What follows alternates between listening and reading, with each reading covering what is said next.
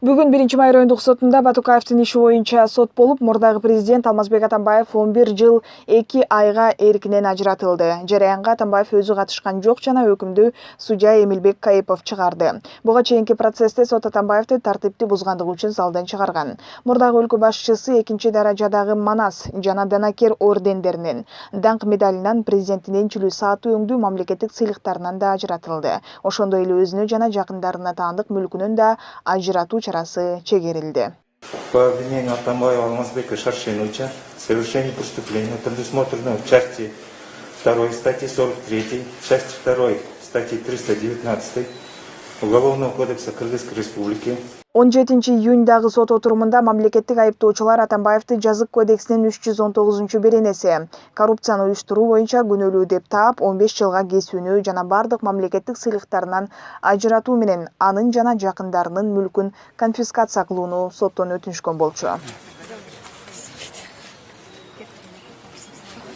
Эмилбек Кайыпов мурдагы башкы прокурор Индира Жолдубаевага 5 миллион сом айып салып, үй камагына алуу чечимин чыгарды. Атамбаевдин тушунда президенттик аппараттын сот реформасы боюнча бөлүмүнүн жетекчиси башкы прокурор болуп эмгектенген, кызмат абалынан кыянат пайдаланууга шек саналган Жолдубаева да мамлекеттик бардык наамдарынан, сыйлыктарынан ажыратылды. Бирок ал соттун чечимине макул эмес.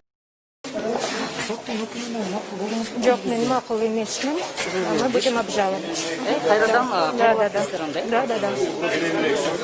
Чүйдө төрөлгөн чечентектүү Кримтөбөл Азиз Батукаев маңзат сатуу, мыйзамсыз курал сактоо, ошондой эле адам өлүмүнө алып келген башаламандыкты уюштуруу боюнча айыпталып, 18 жылга эркинен ажыратылып, Нарындын номер 24 абагында отурган. Ал түрмөдөн 2021 жылдын орто ченинде чыгышы керек эле. Бирок 2013 жылы оор дартка кабылганына байланыштуу бошотулуп, Грозныйга учуп кеткен. Анын мыйзамсыз бошотулушу боюнча кылмыш иши өткөн жылы иликтенип, сотко өткөн. Тергөөнүн жыйынтыгы боюнча Атамбаев баштаган 19 кишиге айыпталган. Батукаевдин бошотулушу боюнча бир катар мурдагы аткаминерлер менен дарыгерлер да суракка чакырылып, айрымдары камалган. Ал эми экс башкы прокурор Аида Салянова, ошол кездеги вице-премьер Шамиль Атаханов жана саламаттыкты сактоо министри Динара Сагынбаева, мурдагы башкы прокурор Индира Жолдубаева тергөө менен кызматташууга макул болуп, үй камагына чыгарылган. Алмазбек Атамбаев баштаган анын 10дон ашык тарапташына Кой Таш окуясы боюнча да Жазык кодексинин киши өлтүрүү, адамдын өмүрүнө кол салуу, барымта алуу, массалык башаламандык, бейбаштык, бийлик өкүлдөрүнө коркунуч келтирүү жана зомбулук беренелеринин негизинде